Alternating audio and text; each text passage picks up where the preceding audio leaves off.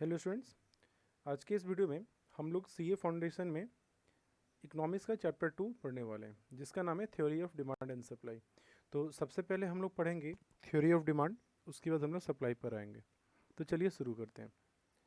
यहाँ पे हमें एक समरी दिया हुआ है कि इस चैप्टर को पढ़ने के बाद क्या क्या बातें हमें समझ में आ जाएंगी। तो डिफिनेशन है डिमांड का, लॉ ऑफ डिमांड का, सप्लाई का। ये सब सारे टॉपिक्स हम लोग 12th में पढ़ चुके हुए हैं, और इसीलिए जो भी मेरे स्टूडेंट मुझसे पढ़े हुए हैं क्लास, तो उन्हें इसी टॉपिक में कोई दिक्कत नहीं होने वाला है। और ये एक चार्ट दिया हुआ है कि हमें डिमांड सप्लाई में क्या क्या बातें पढ़नी है। ये टोटल कंसेप्ट है जो हमें पढ़ना रहेगा। अब लोग आते हैं हम लोग अपने मेन कंसेप्ट पे। चलिए, सबसे पहले हम लोग आते हैं डिफिनेशन। तो डिफिनेशन क्या है डिमांड का?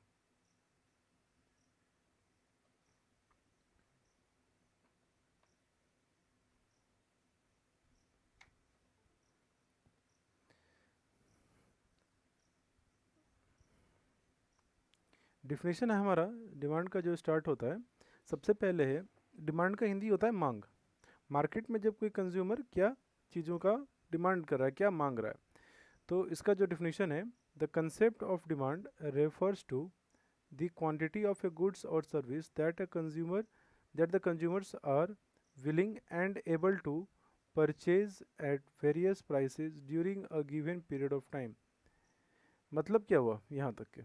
देखिए, डिमांड क्या होता है ना, कि कंज्यूमर किस चीज़ से उनको खरीदने की इच्छा शक्ति है। ठीक है, जैसे मान लो मैं मार्केट जाता हूँ, मैं बोलता हूँ मुझे मोबाइल फ़ोन खरीदना है, और मैं खरीदने को रेडी हूँ, मैं विलिंग हूँ, रेडीनेस के लिए तो खरीद लूँगा। इसके बाद एक पॉइंट आता है, मान लो मैं कितना भी विलिंग हूँ, मेरे पास पैसा नहीं है। अगर मेरे पास पैसा नहीं है तो मैं खरीद नहीं सकता हूँ, तब भी डिमांड नहीं बोला जाएगा। तो डिमांड के लिए जो कुछ इंपॉर्टेंट बातें जो ज़रूरी होती है, वो है सबसे पहला कि विलिंग होना चाहिए, खरीदने की इच्छा शक्ति होनी चाहिए, भाई खरीद लूँगा, पैसे भी हैं खरीद लूँगा। तो उसके बाद आता है मेरे पास पैसा होना चाहिए, इनकम होना चाहिए, और उसके बाद मुझे एक सर्टेन कीमत मुझे पे करनी होगी, एक प्राइस होगी जो मुझे पे करना पड़ेगा, उसके बाद ही मुझे सामान मिलेगा। तो यही बात यहाँ पे बोल रहा है, that a consumer that the consumers are willing and able to purchase। And able to purchase मतलब उनके पास पैसा है, एट वेरियस प्राइसेज। जिस सामान की कीमत होगी, जो भी सामान खरीदना चाह रहे होंगे, उसकी एक अलग अलग प्राइस होगी, और मैं मेरे पास उतने पैसा होना चाहिए कि मैं उसे पे करके मैं उसे खरीद सकूं।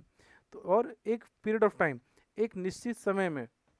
ये नहीं कि बस सोच रहा हूँ 5 साल 10 साल से सोच रहा हूँ फ़ोन लूँगा, सब कुछ है, लेकिन कोई टाइम इंटरवल फिक्स नहीं है कब लेना है, कब खरीदना है।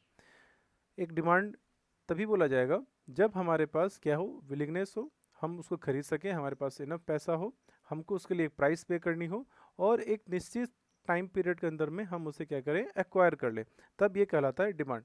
तो डिमांड का डिफिनेशन जब भी आप लोग को कोट करना होगा, आप लोग को ये डिफिनेशन कोट करना होगा।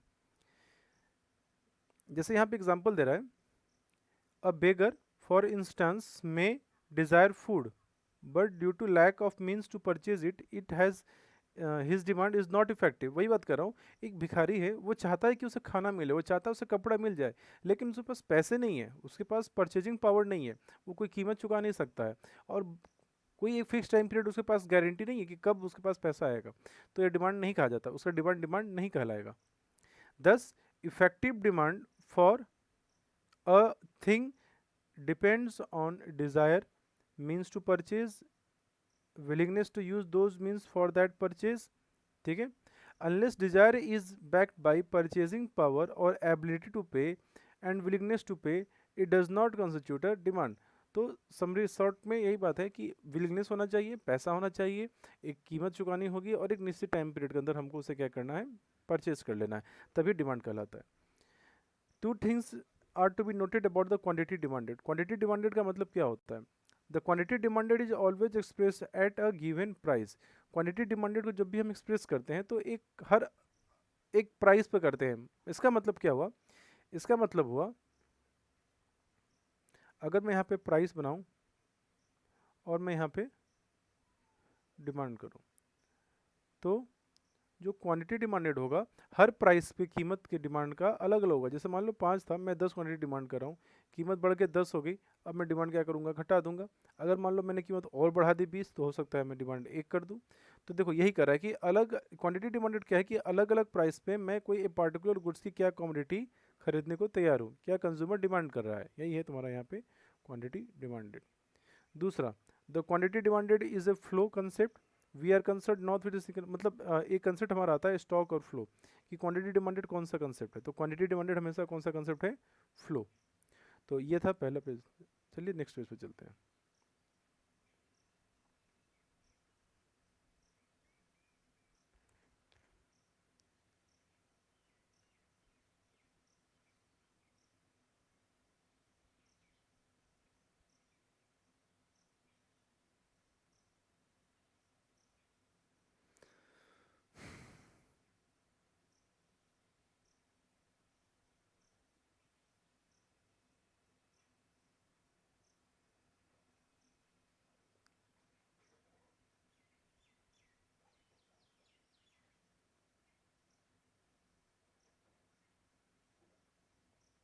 अब हमारा इंपॉर्टेंट टॉपिक आ रहा है, वो है व्हाट डिटरमाइंस डिमांड, डिमांड का डिटर्मिनेशन कैसे होता है।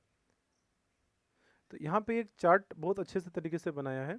ये फैक्टर्स हैं, ये हैं डिटर्मिनेंट्स ऑफ डिमांड। इसमें है price of the commodity, consumer expectation, other factors, tested and preference of consumers, income of the consumers, price of related goods. तो ये सारे फैक्टर्स हैं जिनसे डिमांड का क्या होता है, डिटर्मिनेशन होता है। इसको हम बारी बारी से पढ़ते हैं। सबसे पहले हमारा टॉपिक आता है price of the commodity. Citrus Paribas, citrus Paribas use word use करते हैं हम लोग, अदर्स थिंग रिमेनिंग कांस्टेंट। ठीक है, अदर्स थिंग रिमेनिंग कांस्टेंट का मतलब क्या होता है, इस चीज़ को बताता हूँ क्योंकि ये टॉपिक बार बार हमारे पास आने वाला है। देखिए, डिमांड सप्लाई, या हम जब भी कहीं पे ऐसा कुछ कंसेप्ट पढ़ते हैं जहाँ पे किसी एक चीज़ को अफेक्ट करने वाली बहुत सारी चीज़ें हैं, ठीक है, इसको समझते हैं।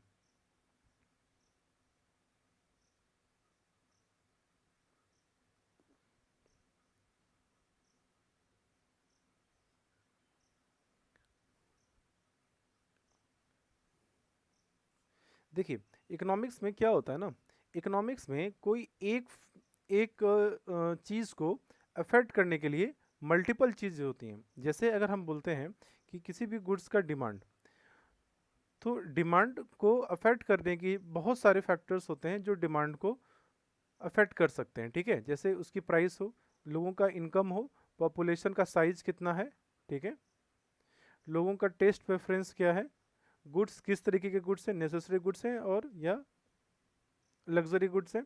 तो देखो, अगर कीमतें कम रहेंगी तो डिमांड ज़्यादा होगा, इनकम ज़्यादा रहेगा तो डिमांड ज़्यादा रहेगा, पॉपुलेशन का साइज जितना बड़ा रहेगा उतना ज़्यादा रहेगा, पॉपुलेशन साइज जितना कम रहेगा उतना डिमांड कम रहेगा। लोगों का टेस्ट प्रेफरेंस क्या है, लोगों को क्या चीज़ पसंद है, उस हिसाब से डिमांड अफेक्ट होगा। तो इकोनॉमिक्स में मान लो जब हम लोग स्टडी करेंगे कि सिर्फ प्राइस के बारे में, कि प्राइस में चेंज आने से डिमांड पे अफेक्ट क्या होता है, तब हम मानते हैं कि जितने भी बाकी फैक्टर्स हैं वो चेंज नहीं होते हैं। चेंज सिर्फ और सिर्फ किस में हो रहा है, सिर्फ और सिर्फ प्राइस में चेंज हो रहा है, और बाकी के जो फैक्टर्स हैं वो क्या हैं, उसमें कोई चेंज नहीं है, वो क्या है हमारे, वो कांस्टेंट है। तो इसी वर्ड को हम बोलते हैं अदर थिंग रिमेनिंग कांस्टेंट या सिट्रस पेरिबस। तो जब भी आप कभी जब भी मान लो कि हम कभी इनकम के इफेक्ट को हम पढ़ेंगे, स्टडी करेंगे, तो हम क्या मानेंगे कि बाकी के फैक्टर्स में कोई चेंज नहीं हो रहा है। तो इकोनॉमिक्स में बहुत जगह ये वर्ड आता है हमें कि अदर्स थिंग रिमेनिंग कांस्टेंट। तो ये बेसिकली इसलिए यूज करते हैं क्योंकि इकोनॉमिक्स में ना एक चीज़ों को मल्टीपल फैक्टर्स अफेक्ट करते हैं, एक चीज़ें बहुत सी चीज़ों से इंटरलिंक्ड होती हैं, और इसलिए जब हम किसी एक पार्टिकुलर बात के बारे में पढ़ेंगे, किसी एक पार्टिकुलर चीज़ के इफेक्ट के बारे में पढ़ेंगे, तो बाकी के कोई भी फैक्टर्स जो उसको अफेक्ट करेंगे उसमें चेंज नहीं आएगा, ये एजम्पशन हमेशा मान के चलना रहता है। ठीक है, तो जो हमारा डिटर्मिनेंट्स हैं, इसमें price of the commodity, price of the commodity बहुत सीधा है। प्राइस ऑफ कमोडिटी का मतलब क्या है, देखो, अगर कीमतें क्या होती हैं, अगर कम होंगी तो डिमांड क्या होगा, ज़्यादा होगा। कीमतें अगर ज़्यादा रहेंगी तो डिमांड क्या होगा, कम रहेगा। सिंपल सा बात है। ठीक है, देखिए, ceteris paribus, that is others things being equal, the demand for a commodity is inversely related to its price. Inversely का रिलेटेड मतलब होता है उल्टा। अब देखो, प्राइसेस घटेंगी तो डिमांड बढ़ेगा, तो ये जस्ट उल्टा काम हो रहा है। एक होता है पॉजिटिव रिलेशनशिप, जहाँ पे प्राइस बढ़ेगा सप्लाई बढ़ेगा, प्राइस घटेगा सप्लाई घटेगा। तो जहाँ पे पॉजिटिव रिलेशनशिप होता है उसको बोलते हैं पॉजिटिव रिलेशनशिप, जहाँ पे नेगेटिव है वहाँ बोलते हैं इन्वर्सली रिलेटेड। ठीक है, it implies that a rise in the price of a commodity brings about a fall in the quantity purchased and vice versa। तो मैंने समझाया था अभी, क्योंकि कीमतें अगर ज़्यादा हों, कीमतें अगर महंगी होती हैं तो कंज्यूमर डिमांड कम करता है, और कीमतें अगर सस्ती होती है तो कंज्यूमर डिमांड कम ज़्यादा करता है। तो ये हमारा प्राइस। अब अगला आता है हमारा price of the related commodities. तो price of the related commodities का कंसेप्ट थोड़ा ध्यान से सुनना, क्योंकि इसमें ना दो तीन बातें आती हैं। अब एक बात समझो,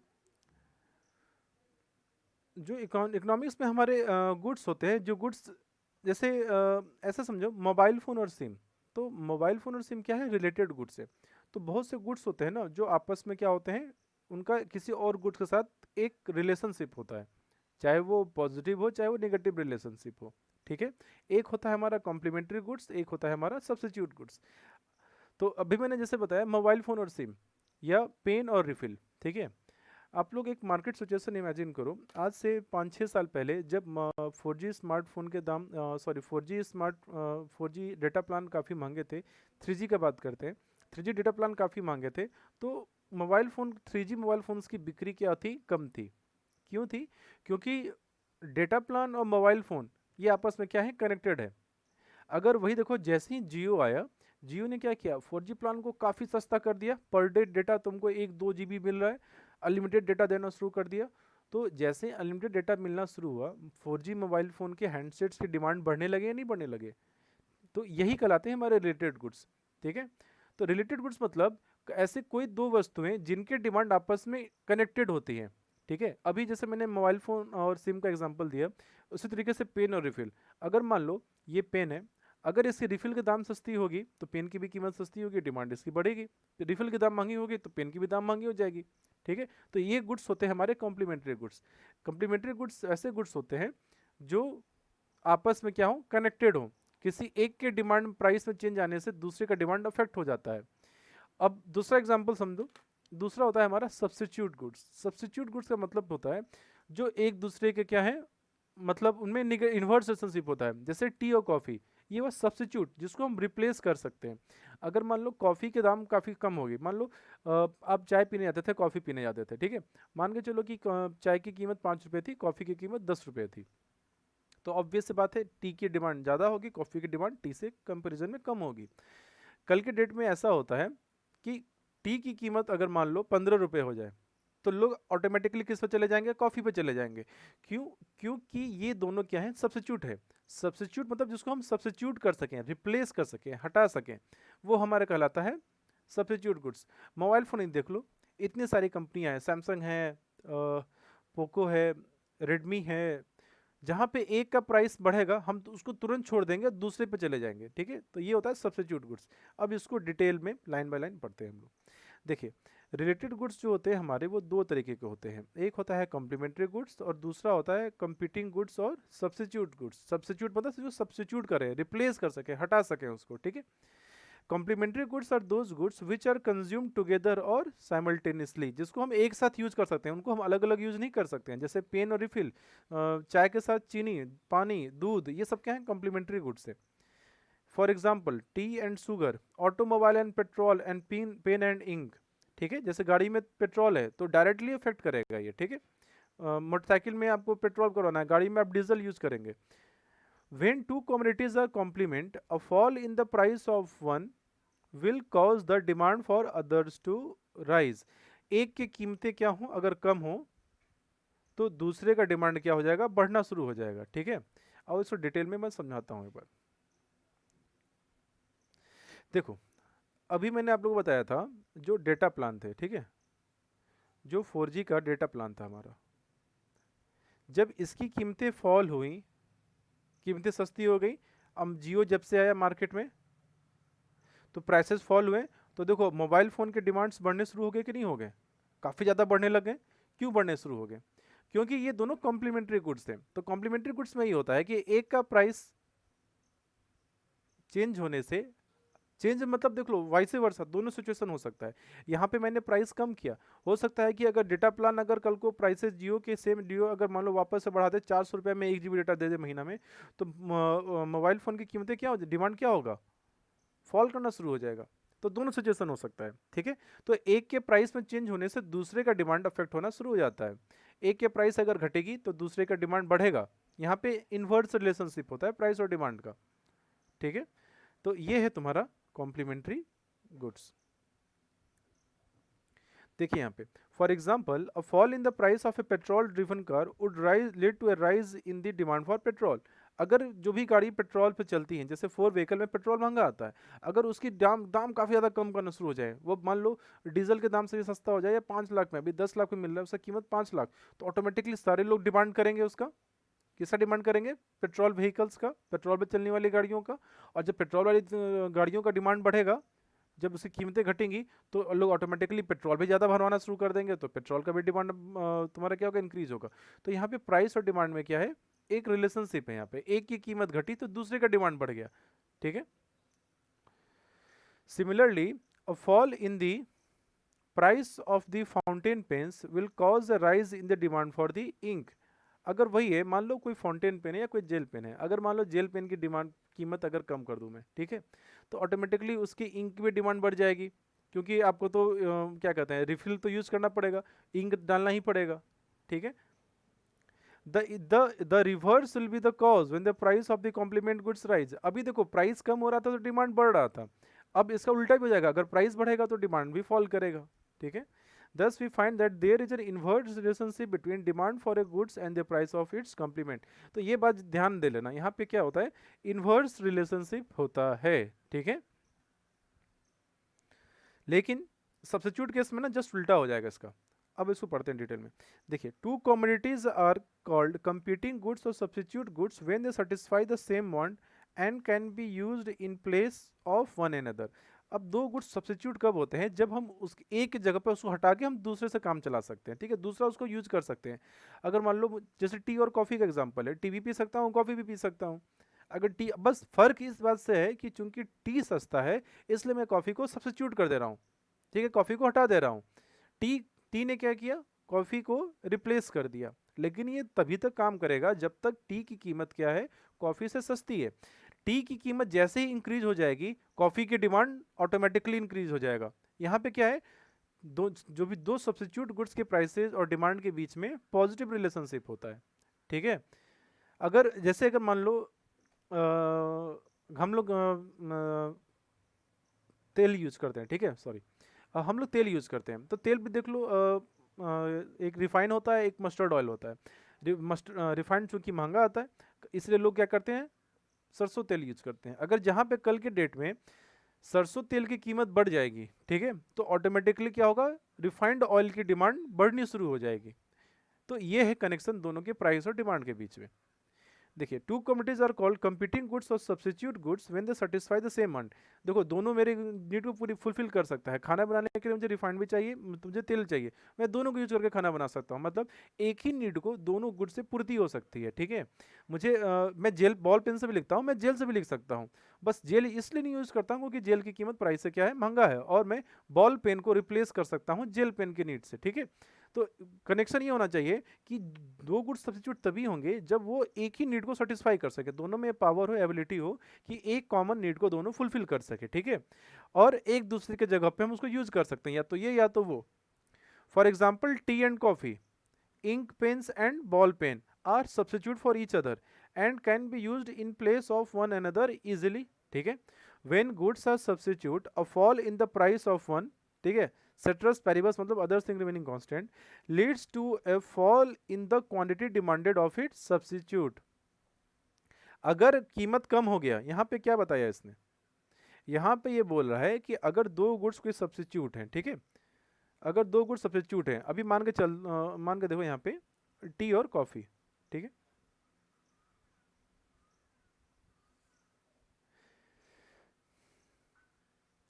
मान लो टी की कीमत 5 रुपये थी, कॉफी की कीमत 10 रुपये है, ठीक है। कल के डेट में ऐसा होता है कि टी की कीमत अगर बढ़ के 11 रुपये हो जाए तो इसकी डिमांड क्या होगी? फॉल कर जाएगी, ठीक है। ये इसकी कीमत में कोई चेंज नहीं आया है, इसकी कीमत आज भी 10 रुपये है, तो इसकी डिमांड क्या हो जाएगी? इंक्रीज होना शुरू हो जाएगी, ठीक है। तो टी और कॉफ़ी के केस में क्या होता है? हमारा जो रिलेशनशिप होता है कि एक का प्राइस अगर चेंज होता है, ठीक है, एक का प्राइस चेंज हुआ तो दूसरे का डिमांड में चेंज आ गया। एक का प्राइस अगर, यहाँ पे मैंने शायद डाउन करके बता दिया था, सॉरी, यहाँ पे इंक्रीज होगा। अगर टी की कीमत अगर टी की कीमत इंक्रीज हुई तो कॉफ़ी का डिमांड बढ़ना शुरू हो गया, ठीक है। अगर यही टी की कीमत मान लो 5 रुपये थी, घट के ये 4 रुपये हो जाए तो इसका डिमांड और घटना शुरू हो जाएगा। तो प्राइस और डिमांड में क्या है, पॉजिटिव रिलेशनशिप होता है। ठीक है, टी और कॉफ़ी के प्राइस और डिमांड में क्या होगा, तुम्हारा रिलेशनशिप जो होगा पॉजिटिव। टी की कीमत अगर बढ़ेगी तो कॉफ़ी का डिमांड क्या होगा, बढ़ेगा। टी की कीमत अगर घटेगी तो कॉफ़ी का डिमांड क्या होगा, फॉल करेगा। यही हमारा दोनों में रिलेशनशिप है।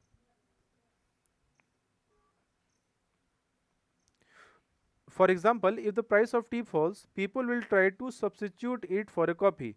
ये देखिए यहाँ पे कह रहा है कि अगर टी की कीमत क्या होती है, घटती है, तो टी तो और सस्ता हो गया कॉफ़ी से, तो लोग कॉफ़ी के डिमांड को और क्या करेंगे, कम करेंगे, उसको सब्स्टिट्यूट कर देंगे। क्या कहें यार, फालतू का एक कप कॉफ़ी, एक कप कॉफ़ी मतलब जितने में एक कप कॉफ़ी की कीमत पे करूँगा उतने में तो मैं 2 बार चाय पी लूँगा, उतने में मैं 2-3 आदमी को चाय पिला दूंगा, तो मैं कॉफ़ी क्यों पीने जाऊँ।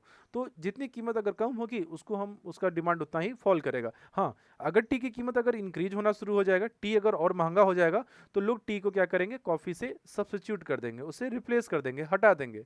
ठीक है, तो आपको 2 बात इंपॉर्टेंट जिसमें क्या याद रखनी है, पहला डिफिनीशन दोनों का, दूसरा जो तुम्हारा कॉम्प्लीमेंट्री गुड्स होता है उसके प्राइस और डिमांड में क्या है, इनवर्स रिलेशनशिप है। ठीक है, अगर मान लो कीमतें अगर घटेंगी तो डिमांड बढ़ेगा। ठीक है, लेकिन सब्स्टिट्यूट गुड्स के केस में क्या होता है, जो 2 गुड्स सब्स्टिट्यूट होते हैं उनके प्राइस और डिमांड में पॉजिटिव रिलेशनशिप रहता है। एक की कीमत अगर कम होगी तो दूसरे का डिमांड कम हो जाएगा, एक की कीमत अगर बढ़ेगी तो दूसरा क्या होगा, महंगा हो जाएगा। ठीक है, therefore there is a direct or positive relationship between demand for a product and the price of its substitute। ठीक है, ये मैं मेरे ख्याल से आप लोग को क्लियर होगा। चलिए अगले पेज पे चलते हैं। तीसरा हमारा कंसेप्ट आता है वो है income of the consumers. Income of the consumers का मतलब क्या हुआ कि कंज्यूमर की इनकम, तो ये तो देखो भाई पॉजिटिव रिलेशनशिप है, जितना ज़्यादा इनकम रहेगा डिमांड उतना ज़्यादा रहेगा, जितना इनकम कम रहेगा उतना डिमांड क्या होगा, कम होगा। देखिए अदर्स थिंग बीइंग इक्वल, तो हमेशा आपको ये वर्ड जब भी यूज करना है, जहाँ पे आप जब भी ऐसा कोई पॉइंट यूज कीजिएगा जहाँ पे एक बात काफ़ी चीज़ों से अफेक्ट होगा, तो आपको अदर्स थिंग बीइंग इक्वल हमेशा लिखना है। ठीक है, other thing being equal, the demand for a commodity depends upon the money income of the consumer, thus purchasing power of the consumer is determined by the level of his income। Obvious सा बात है, जैसे देखो गरीब nation है और जो developed nation है, तो गरीब नेशन में लोगों की इनकम कम होती है, तो हमारा डिमांड अमेरिका के कंपेरिजन में क्या होगा, कम होगा। रिच मिडिल क्लास और पुअर, ठीक है, ये तीन हमारे सोसाइटी इंडिया में हमारा सोसाइटी 3 भाग में बटा हुआ है। तो देखो जिसके पास पैसा कम है वो डिमांड कम करेगा। ठीक है, वो चाहेगा, जैसे मान लो जो बिल्कुल भिखारी है वो सिर्फ डिमांड करेगा भाई हमको खाना मिल जाए 2 टाइम। जिससे मिडिल क्लास होगा उनके पास पैसा है, वो कहेंगे कि खाना रोटी कपड़ा मकान सब हो जाए मेरे पास। और जो अमीर हो वो लगे रोटी कपड़ा मकान, बिल्डिंग हो, बंगला हो, 4 गाड़ी हो, BMW हो, ऑडी हो, तो उसकी डिमांड क्या होगी, ऑब्वियस सी बात है ज़्यादा होने वाली है। ठीक है, thus in case of the larger the average income of the consumer, the larger is the quantity demanded of a particular goods। तो जितना इनकम ज़्यादा होगा क्वांटिटी डिमांडेड उतनी ज़्यादा होगी। ठीक है, अब यहाँ पे थोड़ा डिटेल में चीज़ों को पढ़ते हैं। देखिए the nature of relationship between income and quantity depends upon the nature of the consumer goods. ठीक है, दूसरा पॉइंट ये भी है, एक कंसेप्ट है कि भाई इनकम ज़्यादा होगा तो क्वांटिटी डिमांड भी इफेक्ट होगा। ठीक है, अब इसके बाद ये बात ये बोल रहा है कि जो इनकम और क्वांटिटी डिमांडेड में फ़र्क पड़ता है वो डिपेंड करता है गुड्स के क्वालिटी पे और गुड्स के नेचर पे भी। ठीक है, क्योंकि कई जगह पे कुछ अलग से चीज़ें देखने को भी मिलती हैं, वो हम लोग आगे में भी देखते हैं। Most of the consumptions falls under the category of normal goods. ठीक है, these are demanded in increasing quantities as consumers income increases. ठीक है,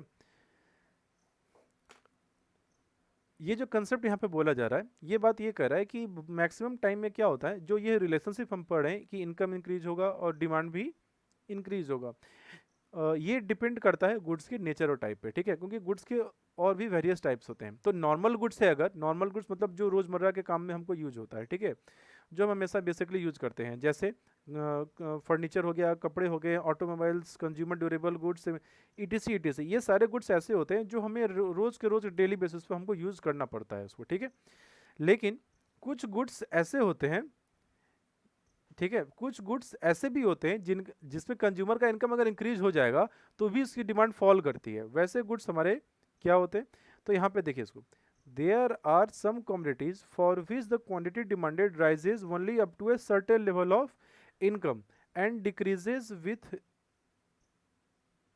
the increase in money income beyond this level.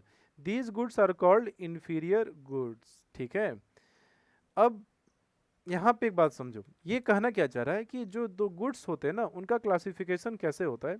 उनका क्लासिफिकेशन दो टाइप से होता है। एक होता है हमारे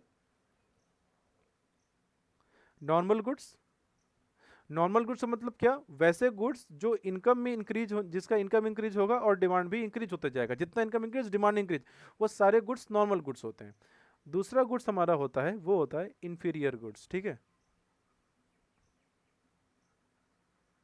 इंफीरियर गुड्स मतलब क्या होता है, ये इंफीरियर होते हैं, नाम से क्या लगा इंफीरियर, मतलब बहुत अच्छी चीज़ नहीं है।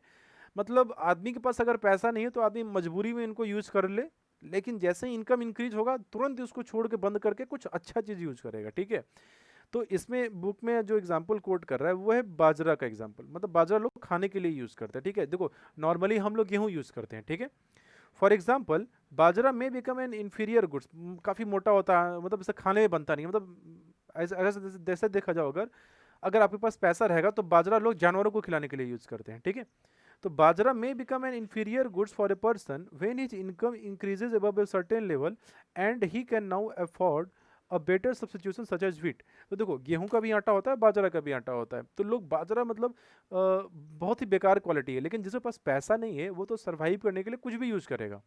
वो नॉर्मल और इन्फीरियर में फ़र्क नहीं देखेगा। उसको नॉर्मल तो यूज ही नहीं कर सकता, क्योंकि नॉर्मल के लिए जो पैसा देना होगा वो थोड़ा ज़्यादा देना पड़ता है। तो वैसे केसेस में लोग क्या करते हैं, इन्फीरियर गुड्स को यूज़ करते हैं। और जैसे ही इनकम इंक्रीज हुआ, ठीक है, जैसे मान लो कोई भिखारी था, उससे पहले भीख मांग के काम कर रहा था, तो उसे तो सड़ा गला कुछ भी मिल गया वो खा लेता था, काम कमा लेता। लेकिन धीरे धीरे मान लो उसने चाय की दुकान खोली या कुछ ऐसा दुकान खोला जिससे पर डे 300-400 रुपये इनकम हो जा रहे हैं, तो क्या वो वापस से वही चीज़ यूज करेगा? नहीं यूज करेगा। वो यूज करके सीधा किस पर आ जाएगा, नॉर्मल गुड्स में।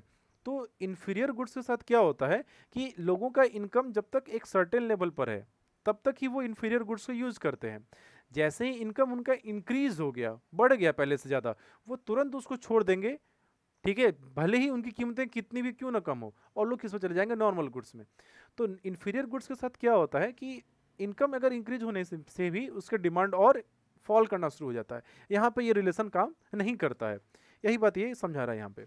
There are some commodities which the quantity demanded rises only to certain level of income. Consumer की इनकम अगर मान लो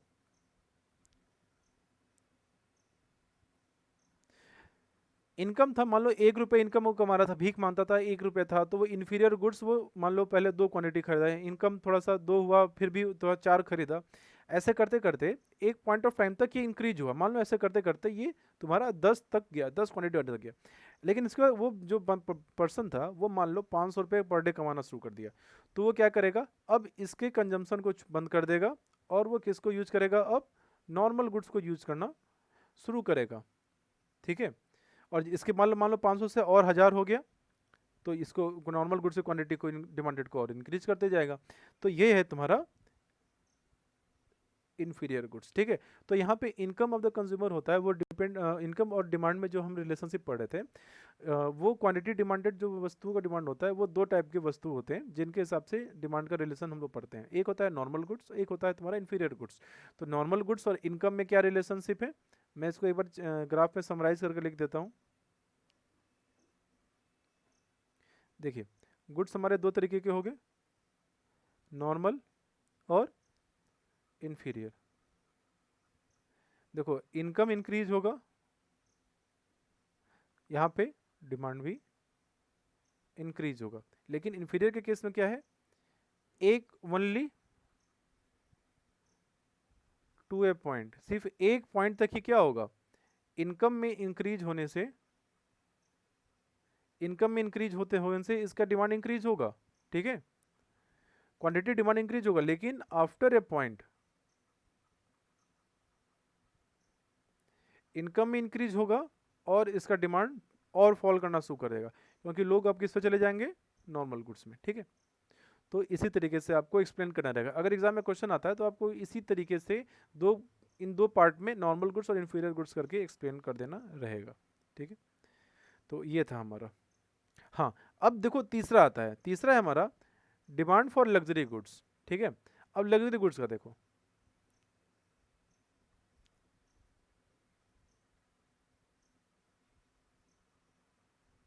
लग्जरी गुड्स का मतलब होता है जो बेसिकली रिच लग्जरी, ठीक है। जैसे देखो आईफोन, मतलब लोग आईफोन यूज करते हैं, ठीक है।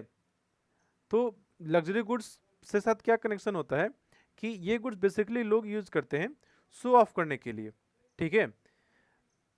इसके बाद क्या होता है, इनसे लोगों का ना सोशल स्टेटस, प्रेस्टीज, इज्जत बढ़ता है। तो इनकम में जितना इंक्रीज होता है, जो लोग जैसे अमीर लोग हैं, ठीक है, वो कोई हवाई जहाज खरीद लिया, कोई बोट खरीद लिया, ठीक है, तो यहाँ पे हमें एक पॉजिटिव रिलेशनशिप देखने को मिलता है। ये बात यहाँ पे क्या कर रहा है, demand for luxury goods and prestige goods arises beyond a certain level of consumers income and keep rising as income increases. तो जिनके पास मान लो बहुत रिच है, वो गए पेंटिंग खरीद लिए 5 करोड़ की, 10 करोड़ की, वो गए गाड़ी खरीद लिए, बंगला खरीद लिए, बहुत पुरानी कोई बंदूक थी वो खरीद लिए। तो एक लग्जरी गुड्स का भी क्लासिफिकेशन है, तो यहाँ पे पॉजिटिव रिलेशनशिप होता है, ठीक है। आईफोन आएगा, आईफोन आया 1 लाख का, 2 लाख का, डिमांड और भी इंक्रीज हो जा रहा है, फिर भी खरीदे जा रहे हैं, उसकी डिमांड घट ही नहीं रही है। क्यों? क्योंकि ये लग्जरी गुड्स हैं। जो भी रिच क्लास के पीपल होते हैं, जिनके पास काफ़ी पैसा है, वो ऐसे गुड्स का डिमांड और ज़्यादा करते हैं, ठीक है। जैसे जैसे इनकम इंक्रीज होगा, इसका डिमांड वो और ज़्यादा करेंगे, ठीक है। इसके बाद हमारा अगला टॉपिक आता है, वो है हमारा taste and preference of the consumers. Taste and preference of the consumer का मतलब क्या हो गया, लोगों की पसंद क्या है और नापसंद क्या है, ठीक है। लोगों को जैसे अगर मान लो मुझे पसंद है जीन्स पहनना पसंद है, होता है किसी को खादी का डिमांड पसंद हो सकता है किसी को कुछ पसंद हो, ठीक है। तो लोगों का टेस्ट क्या है, ठीक है। जैसे किसी को फैंटा पसंद है, किसी को कोक पसंद है, ठीक है। किसी को पिज़्ज़ा पसंद है, किसी को पास्ता पसंद है। तो लोगों का जो भी टेस्ट रहेगा, वो जिस चीज़ को प्रेफरेंस ज़्यादा करेंगे, जिसकी वैल्यू ज़्यादा करेंगे, वो उसका भी डिमांड ज़्यादा करते हैं, ठीक है। जैसे अगर किसी को सिर्फ ब्रांडेड पसंद है, तो सिर्फ ब्रांडेड चीज़ों को पहनेगा। किसी को भाई हमको सस्ता कुछ भी मिल जाए हम पहन लेंगे, तो ये उसका पसंद नापसंद के ऊपर डिपेंड करता है। तो इस पॉइंट में कहने का मतलब है कि लोगों की पसंद जैसी होगी वैसे उनकी डिमांड होगी। देखिए, the demand for a commodity also depends upon the taste and preference of the consumers and changes in them over a period of time. जब एक टाइम था, आज से 10 साल पहले देखो, लोग पहले सिलवाया हुआ पैंट शर्ट काफ़ी पहनते थे, टेस्ट प्रेफरेंस अलग था। लेकिन समय के साथ क्या हुआ, लोगों की पसंद भी चेंज हो गई, अब सारे लोग जीन्स पहनते हैं, अब रिप्ड जीन्स का कंसेप्ट आ गया हुआ है। तो लोगों का टेस्ट प्रेफरेंस के हिसाब से डिमांड चेंज होता है, ठीक है। और ओवर समय के साथ लोगों का डिमांड भी अलग होना शुरू हो जाएगा। गुड्स विच आर मॉडर्न और more in fashion command higher demand than goods which are old fashion and out of fashion. Market में लोगों को मान लो कि सब जगह जीन्स पहनना है, अच्छे से पहनना है, सबको जीन्स पसंद है, तो लोग खादी कुर्ता का डिमांड ऑब्वियसली क्या होगा, जीन्स के कंपेरिजन में कम होगा, क्योंकि मार्केट में ट्रेंडिंग यही है, मार्केट में सारे लोग यही पसंद कर रहे हैं, सारे लोग यही पहन रहे हैं। तो इनका डिमांड क्या होगा, ज़्यादा होगा, क्योंकि वो ज़्यादा लोग पसंद कर रहे हैं। और जिनका पसंद कम होगा, जिसको लोग कम पसंद करते हैं, लाइक करते हैं, उसका डिमांड क्या होगा, कम। इमेजिन करो आलू का डिमांड है और परवल का डिमांड है, तो आलू का डिमांड और परवल का डिमांड बराबर नहीं है ना, क्योंकि मैक्सिमम लोगों को आलू पसंद है। आलू तुम हर किसी सब्जी में बन सकते हैं, हर किसी चीज़ से एडजस्ट किया जा सकता है। तो और करेले का देखो तो ज़्यादा या बहुत लोग मजबूरी में ही खाता है, सो खाता है, ठीक है। तो दोनों का डिमांड अफेक्टेड होगा। तो ये है तुम्हारा टेस्ट एंड प्रेफरेंस। अब आ जाओ, ये हमारा यह टॉपिक आता है डेमोन्स्ट्रेशन इफेक्ट और बैंड वैगन इफेक्ट। देखो, डेमोन्स्ट्रेट का मतलब क्या होता है, डेमोन्स्ट्रेट करो सर, डेमोन्स्ट्रेट मतलब देख के, ठीक है। अब डेमोन्स्ट्रेशन इफेक्ट क्या होता है, कई बार लोग चीज़ों का डिमांड इसलिए करते हैं क्योंकि दूसरे को देख के। मान लीजिए मैं किसी दूसरे के घर में, के मैं देखा, अरे भाई मेरे यहाँ मान लो वो पुराना टीवी है, ठीक है, एकदम बड़े बक्से वाला टीवी है। मैं अपने पड़ोसी के घर एक दिन जाता हूँ, मैं देखता हूँ यार इसके यहाँ तो एलसीडी लगा हुआ है, इसके यहाँ तो टीवी लगा हुआ है, और मेरे को भी चाहिए। अब मैं भी डिमांड करना शुरू कर दिया, नहीं यार मुझे भी चाहिए, मुझे भी चाहिए, मुझे भी चाहिए। तो कई बार लोग वस्तुओं का डिमांड करते हैं दूसरे को देख के। दूसरे को मैं किसी शादी फंक्शन में गया, मैंने देखा अरे भाई क्या सूट है इसका, क्या ड्रेस है इसका, ठीक है, क्या नेकलेस मस्त वाला पहना है, मुझे भी ऐसा ही चाहिए, ठीक है। तो ये होता है तुम्हारा डेमोन्स्ट्रेशन और बैंडवैगन इफेक्ट। तो इसको पढ़ते हैं, देखिए, डेमोन्स्ट्रेशन इफेक्ट और bandwagon effect plays an important role in determining the demand for a product and individual. Demand for LCD LED television may be affected by his seeing one his neighbours friend और friends house. कि हम अपने किसी दोस्त को देखें, हम घर परिवार में किसी को देखें और मुझे पसंद आ गया और मैं भी उसका डिमांड करने लग गया, ठीक है, because of what he likes, what he sees, और because he figures out that if his neighbour और friend can afford it he too can. तो मैं जब देखा, मैं देखा यार, जब ये आदमी भी तो साला 20,000 कमाता है, मैं भी 20,000 रुपये कमाता हूँ, जब वो खरीदता तो मैं क्यों नहीं खरीद सकता हूँ। या मैं देखा यार, ये सामान तो सही में बहुत बढ़िया है यार, ये तो बहुत अच्छा क्वालिटी टीवी आ रहा है, लग रहा है कि निकलेगा हम ही को मार देगा बैठ के। तो मैं उसका डिमांड करने लग गया। तो यही है तुम्हारा डेमोन्स्ट्रेशन इफेक्ट। अब और वो देख के पसंद है, क्योंकि देखो मेरे पास पहले वो सामान में भी नहीं हो, मुझे नहीं पसंद था कि वो इस कैसा आएगा। मैं रिमोट देखा, मैं टीवी चैनल चेंज करके देखा, एकदम हाई क्वालिटी आ रहा है, तो मुझे पसंद आया, अरे भाई ये तो बहुत अच्छा है। ठीक है, तो ये है तुम्हारा डेमोन्स्ट्रेशन इफेक्ट। अ पर्सन में डेवलप अ टेस्ट और प्रेफरेंस फॉर वाइन। जैसे मान लो कि हो सकता है कि मैं कभी वाइन पीता नहीं हूँ, मैं एक दिन कभी दूसरे ने, भाई एक बार टेस्ट करके देखो कैसा लग रहा है, अच्छा ठीक है लाओ, फिर मैंने टेस्ट करके, यार ये तो बड़ा अच्छी चीज़ है ये, तो अब मे बी उसके बाद मैं उसका डिमांड करना शुरू कर दूँ। तो यही करा टेस्ट एंड प्रेफरेंस। तो कई बार लोगों को टेस्ट प्रेफरेंस ना लोगों को दूसरे गुड्स को देख के आता है। ठीक है, अगर देख कर आएगा तो डेमोन्स्ट्रेशन इफेक्ट कहलाता ही है हमारा। ठीक है, अब देखो, on the contrary, when a product becomes common among all, some people decrease or altogether stop its consumption. This is called snob effect. Highly priced goods are consumed by status-seeking rich people to satisfy their needs for conspicuous consumption. This is called Veblen effect. अब क्या होता है, कई लोग ऐसे भी होते हैं जो देखेंगे कि यार अब सब कोई यही यूज कर रहा है, तो मैं अब इसे यूज नहीं करने वाला हूँ। ठीक है, तो देखो जैसे रिच अमीर पीपल लोगों के साथ देखो, जब वो देखेंगे कि जैसे कोई मूवी या कोई मूवी वगैरह देखते हो, उसमें कोई एक ड्रेस बन के कोई हीरो या एक्टर या एक्ट्रेस डांस किया, मुझे वो ड्रेस बहुत पसंद आ गया, सारे लोगों को पसंद आ गया, अब सब वही यूज करना शुरू कर दिया। तो जब वो चीज़ें इतनी कॉमन होनी शुरू हो जाए कि हर किसी के पास आ गया, तो मैं उसको चेंज कर दूंगा। ठीक है, क्योंकि मैं चाह रहा था कि मेरे पास ऐसा हो जो यूनिक हो, जो मुझे लगे कि भाई मैं स्पेशल हूँ। जब वो चीज़ें कॉमन हो जाती हैं तो बहुत से लोग उसका कंजम्पशन कम कर देंगे या साफ छोड़ देंगे, यार ये तो हर कोई यूज़ कर रहा है, अब मेरा उसमें स्टेटस या इज्जत नहीं बढ़ेगा, मैं कुछ डिफरेंट लाता हूँ, फिर कुछ नया लेकर आऊँगा। ठीक है, तो इसको हम बोलते हैं स्नॉब इफेक्ट या वेवलेन इफेक्ट। तो यहाँ पे देखो, पहले हम लोगों ने पढ़ा कि टेस्ट और प्रेफरेंस के हिसाब से लोगों का डिमांड होता है। ठीक है, उसके बाद हम लोगों ने पढ़ा डेमोन्स्ट्रेशन इफेक्ट होता है कि लोग कई बार दूसरे के गुड्स को नीड्स को देख के भी डिमांड करते हैं। ठीक है, उनको जब उसका टेस्ट अच्छा लगता है, प्रेफरेंस अच्छा था, तो वो डिमांड उसकी करते हैं। फिर उसके बाद होता है कि जब किसी चीज़ का डिमांड इतना ज़्यादा होना शुरू हो जाएगा कि हर किसी के पास वो हर किसी के पास वो वस्तु अब अवेलेबल हो गई है, हर जगह वही चीज़ दिखनी शुरू हो जाए, तो लोग कई बार इस चीज़ को चेंज कर देते हैं। ठीक है, यही हमारा कहलाता है वेवलेन इफेक्ट या स्नॉब इफेक्ट। तो यहाँ पे देखो एक लाइन इंपॉर्टेंट है, highly price goods are consumed by status seeking rich people. देखो कई बार जो हाई हाई स्टेटस, मतलब भाई हम तो वीआईपी आदमी हैं, हम तो जब भी जाएंगे एकदम परफेक्ट गाड़ी में जाएंगे, एकदम महंगे महंगे से फ़ोन ज्वेलरी खरीदेंगे। लेकिन जैसे ही हर किसी के पास वो अवेलेबल होना शुरू हो जाएगा, अब वो गुड्स क्या हो गया, कॉमन हो गया, वो तो ईजिली हर किसी के पास अवेलेबल हो गया। तो मैं सोचूं यार, तो हर किसी तो सब, अगर मैं भी वही यूज करूँ जो सब यूज करा, तो फिर मेरी इज्जत प्रतिष्ठा कम हो जाएगी। तो मैं चेंज कर दूंगा, मैं कुछ और भी महंगे चीज़ खरीद लाऊंगा कि अरे भाई इनके पास तो इतनी महंगी चीज़ है। ठीक है, तो यही हमारा कहलाता है वेवलेन इफेक्ट। तो इसको भी आप लोग लिख लीजिएगा।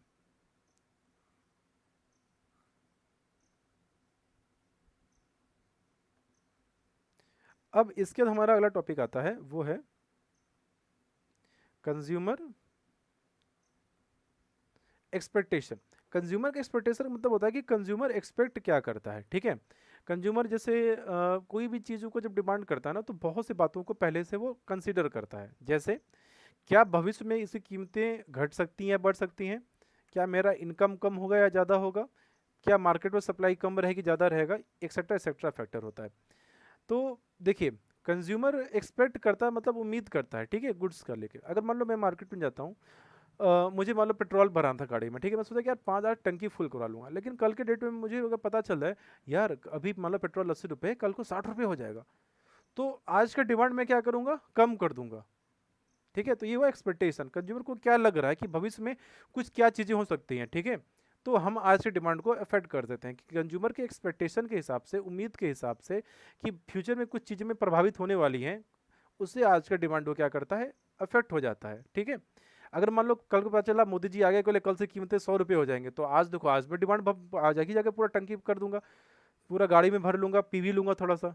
ठीक है, तो ये है। अब इसको डिटेल में पढ़ते हैं कि कंज्यूमर एक्सपेक्टेशन किन किन चीज़ों से इफेक्ट होता है। देखो सबसे पहला है कि size population, sorry, consumer expectation का मतलब क्या हो गया कि कोई भी गुड्स के फ्यूचर में प्राइसेस या कंज्यूमर का इनकम, अगर मान लो कि कल को मेरा इनकम इंक्रीज हो रहा होगा, ठीक है, मैं सोचा आज टीवी लेने जा रहा हूँ, मेरी इनकम 20,000 रुपये है, मैं सोचा यार एक ओके काम चलाओ टीवी ले लेता हूँ, लेकिन कल को मेरे को फ़ोन आया कि तुम्हारा प्रमोशन होने वाला, तुम मैनेजर बनोगे, तुम्हारी सैलरी 50,000।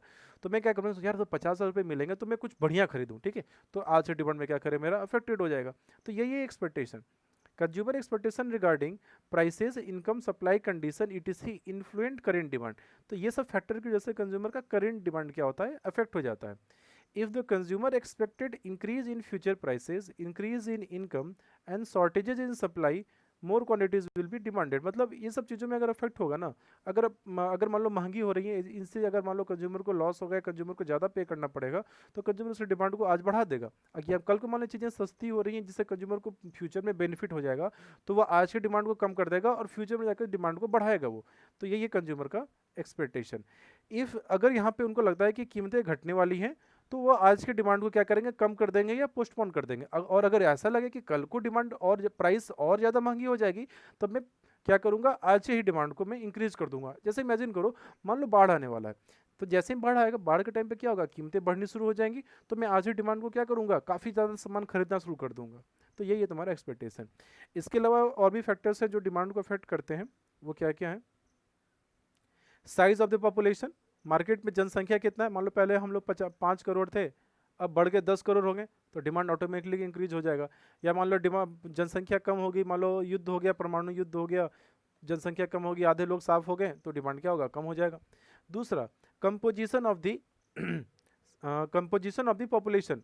कंपोजिशन मतलब कि हमारे जो पॉपुलेशन में, जैसे मान लो कितने यंग लोग हैं, कितने ओल्ड लोग हैं, ठीक है, अलग अलग धर्म के, अलग अलग रिलीजन के लोग हैं, ठीक है, अलग अलग इनकम लेवल के लोग हैं, तो पॉपुलर जनसंख्या हमारी कैसी है। अब इसको ऐसे समझो, मान लो मेरी जनसंख्या में बूढ़े लोग बहुत ज़्यादा हैं, तो बूढ़े लोग क्या डिमांड करेंगे, डंडा छड़ी या कुछ ऐसा डिमांड करेंगे, तो यहाँ पर डिमांड अफेक्टेड हो जाएगा। अगर मान लो मेरे मेरे पॉपुलेशन में, इंडिया में यंग जनरेशन के लोग काफ़ी ज़्यादा हैं, तो वैसे गुड्स जो यंग लोग ज़्यादा डिमांड करेंगे, उनका क्या होगा, डिमांड ज़्यादा होगा, अफेक्टेड होगा। तो ये है तुम्हारा कंपोजिशन ऑफ पॉपुलेशन। अगर बच्चे हैं और यंग लोग ज़्यादा हैं, अगर बच्चे ज़्यादा हैं तो देखो खिलौने की डिमांड ज़्यादा होगी, बच्चों के खिलौने ज़्यादा होंगे, टॉफ़ी से डिमांड ज़्यादा होगा, ठीक है। इसके बाद आता है the level of national income, कि हमारा नेशनल इनकम क्या है, राष्ट्रीय आय कितना है। नेशनल इनकम क्या है, अब देखिए, the level of national income is crucial determinant of market demand. Higher the national income, higher will be the level of all normal goods and services. ऐसे समझो, देखो नेशनल इनकम क्या होता है कि जो भी हमारे इंडियन के नेशनल है, ठीक है, जो भी भारतीय है, अगर वो टोटल कितना पैसा अर्न करते हैं, जो ये नेशनल कंसेप्ट है, ये मैक्रो इकोनॉमिक्स का कंसेप्ट है। यहाँ पे आप लोग को मैं इसका आइडिया दे देता हूँ। देखो, जब हम लोग मैक्रो इकोनॉमिक्स पढ़ते हैं तो वहाँ पे एक कंसेप्ट आता है जीडीपी, ठीक है, और नेशनल इनकम। नेशनल इनकम मतलब पूरे राष्ट्र का आय, ठीक है।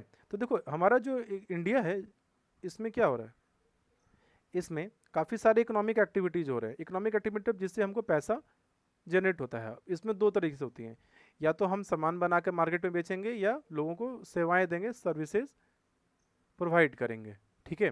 तो गवर्नमेंट क्या करता है कि साल भर में एक टोटल गुड्स एंड सर्विसेज कितने जनरेट हुए, उनका वैल्यू को हम सम टोटल करते हैं, उनको ऐड करते हैं, तो हमारा पता चलता है कि राष्ट्रीय आय कितनी है।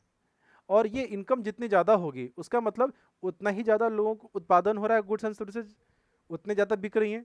जितने ज़्यादा बिकेंगी तो लोग को मतलब उसे गवर्नमेंट को बेनिफिट होगा, लोगों को टैक्स आएगा, इकोनॉमी का क्या होगा, ग्रोथ होगा। इकोनॉमी का ग्रोथ होगा तो लोगों का इनकम बढ़ेगा, लोगों का लिविंग ऑफ स्टैंडर्ड बढ़ेगा, तो और हमारा डिमांड भी क्या होगा, इंक्रीज होगा। तो इसी बात को यहाँ पे समझाया जा रहा है कि लेवल ऑफ इनकम, इनकम का लेवल क्या है और नेशनल इनकम का लेवल कितना है। नेशनल इनकम जितना ज़्यादा इंक्रीज होगा, इकोनॉमी हमारी उतनी डेवलप होगी। जैसे पहले हम लोग अब 2.2 ट्रिलियन डॉलर की इकोनॉमी हो गई, अगले 5-10 साल में हम लोग 5 ट्रिलियन डॉलर की इकोनॉमी हो जाएंगे। तो इसका मतलब क्या होगा, हमारा डिमांड ज़्यादा होगा, हमारे पास इनकम कैपेसिटी ज़्यादा होगी। और उसके बाद आता है डिस्ट्रीब्यूशन। डिस्ट्रीब्यूशन का मतलब हो गया बंटवारा, कि गरीब अमीर। अगर मान लो सारे लोगों का बेनिफिट हो रहा है, मतलब गरीबों का भी इनकम लेवल इंक्रीज होगा, अमीरों का भी इनकम इंक्रीज हो रहा है, तो पॉजिटिव रिलेशनशिप ये शो करता है यहाँ पे। लेकिन अगर मान लो सिर्फ अमीर ही अमीर हो रहे हैं और गरीब गरीब हो रहा है, तब हमारा डिमांड यहाँ पे या इनकम का डिमांड इसमें क्या होगा, पॉजिटिवली अफेक्ट नहीं होगा।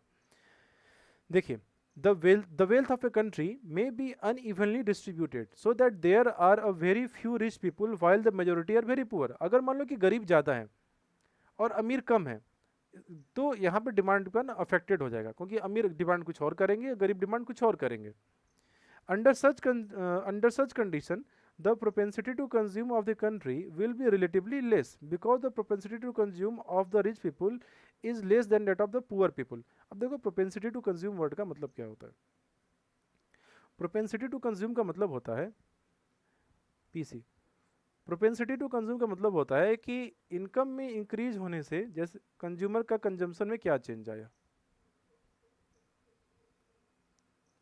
ठीक है.